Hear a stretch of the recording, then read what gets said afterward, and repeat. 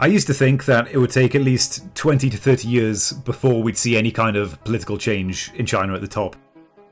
But now it feels like it could happen pretty much any day. There have been a lot of articles published about how the virus has actually strengthened the support of the government and increased the support of Chairman Xi. I wouldn't believe any of it. The pushback against Chairman Xi from every sector is very real. Not only have we seen academics speak out against him, but also military officials and high-ranking members of the party.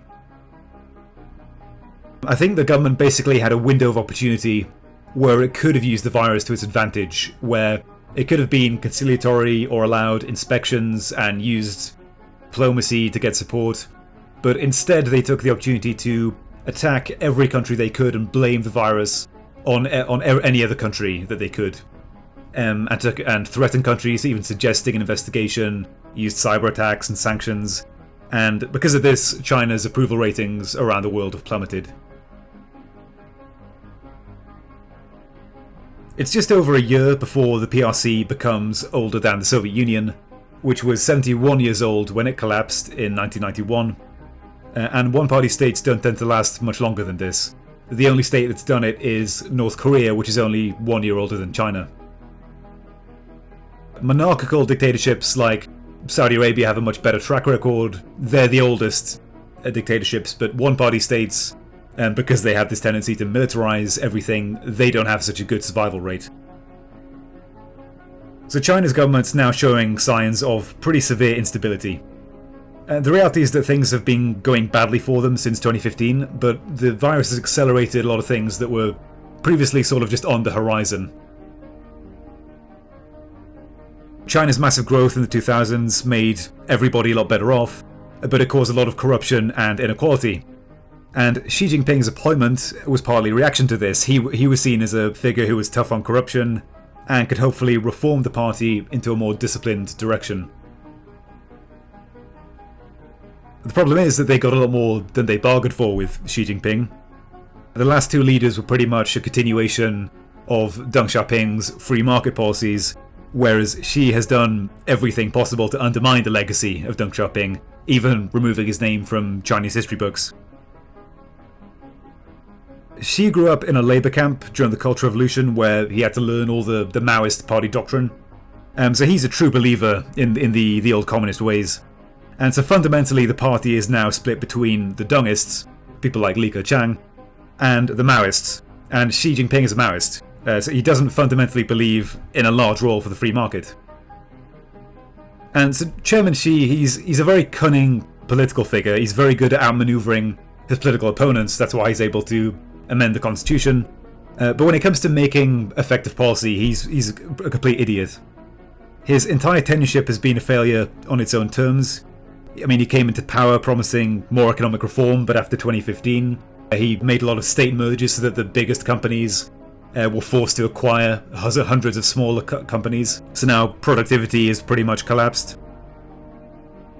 His new regulations in 2018 meant that the ease of doing business index in China also collapsed. And if you believe the leaked documents that have come out about China's economy, then the apparent recovery that happened a few months ago is actually just being manufactured, and in reality the Chinese economy is pretty much where it was earlier in the year, and there's been very little recovery. Similarly, China's Belt and Road policy is pretty much just a vanity project. Last year it declared $100 billion in non-performing assets, which is quite the chunk of change if you think about it. I mean, that's the GDP of several small countries. And when it comes to corruption, Xi Jinping was sold as an anti-corruption figure. Well, China's corruption index has barely moved since 2012, when he first came to power. And so he's achieved virtually nothing. And he's made himself president for life, so all of this isn't likely to change anytime soon. The country's not getting any better. He also has his own private security force called the National Supervisory Commission. They're kind of like a secret police inside of the secret police. They're the ones that go after all of his opponents in the CCP, so they imprison anybody who could possibly be a challenge to him. And so the reality is that anybody who could be a successor to Xi is pretty much already in prison or silenced. Wang Qishan's aides were in prison just a few weeks ago. Li Keqiang is probably not going to do anything apart from counter-signal some economic policies. And so it seems like the party is stuck with Xi pretty much until he dies.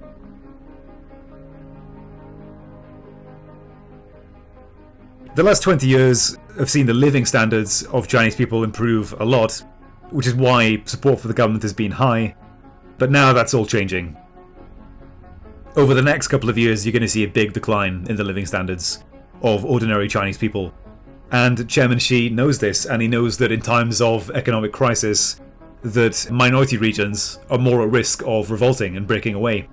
And so I think that's what's behind his extension of the Xinjiang policies into Tibet, into Inner Mongolia, and even the ethnic Koreans. Because he specifically said that, like in the Soviet Union, their minority regions broke away from the center, and so he's trying to prevent the same thing from happening in China. And so what's probably going to happen is that China continues to decline economically, it fails to reform because they've got incompetent leadership, and so it becomes increasingly aggressive towards its neighbours, which is already happening with India and Taiwan. I think there's a very real possibility that China is waiting until the US election to attack Taiwan, because they're betting on the US political system being in such turmoil that they won't be able to really do anything to respond. They kind of did something similar in '79, when they invaded Vietnam during Nixon's impeachment and the US didn't do anything. So I hope the right people are paying attention to that. And so, it looks like without any real reform of the leadership, the CCP is sort of inevitably going to decline. And so what's going to happen is the question. Will there be mass protests on the streets like we saw in 1989 of Tiananmen Square? Well, there have already been mass protests in China, in Chinese cities, around Hubei, in Inner Mongolia, but because of the surveillance system, they get shut down very quickly and people get tracked and detained very quickly.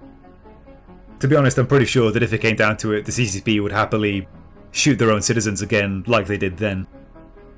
And then there's the breakup scenario which Xi Jinping apparently worries about, which came out in the China cables, which is a scenario where a minority region would break away from China and cause a collapse of the entire system, like what happened when Lithuania broke away from the Soviet Union.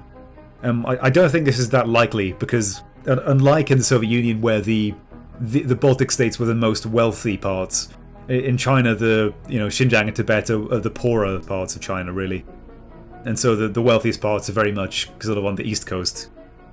So I don't think that's particularly likely either.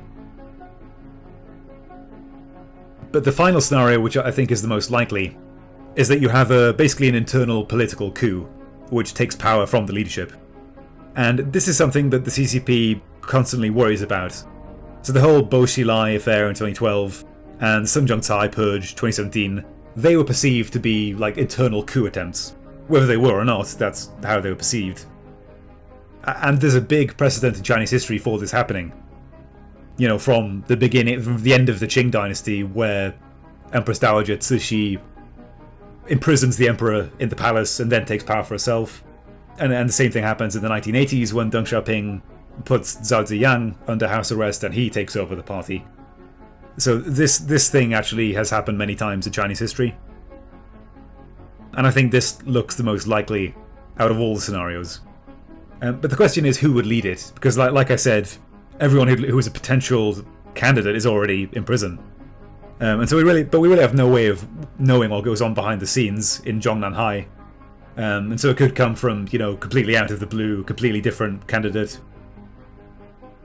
And I'm not someone who likes to spread rumours, but there was recently this huge explosion in the middle of Beijing in a military base, apparently. And that was completely covered up, completely censored. It wasn't mentioned in the Chinese news, which is quite rare, which suggests that things aren't totally stable in the capital. But of course it might be that Xi Jinping lives to a ripe old age, but then when his health inevitably starts to decline in 10, 20, 30 years, that someone below him will be able to sort of take over and move the party in a different direction, like what happened after Mao died. And I kind of think that would be the beginning of the end for the CCP. I don't think they'll be able to make a comeback from that. But outside of that scenario, I think this internal political takeover is the most likely. Or at least we can hope that will happen. Anyway, let me know what you think in the comments. I always enjoy hearing other people's opinions about this. And thank you for listening.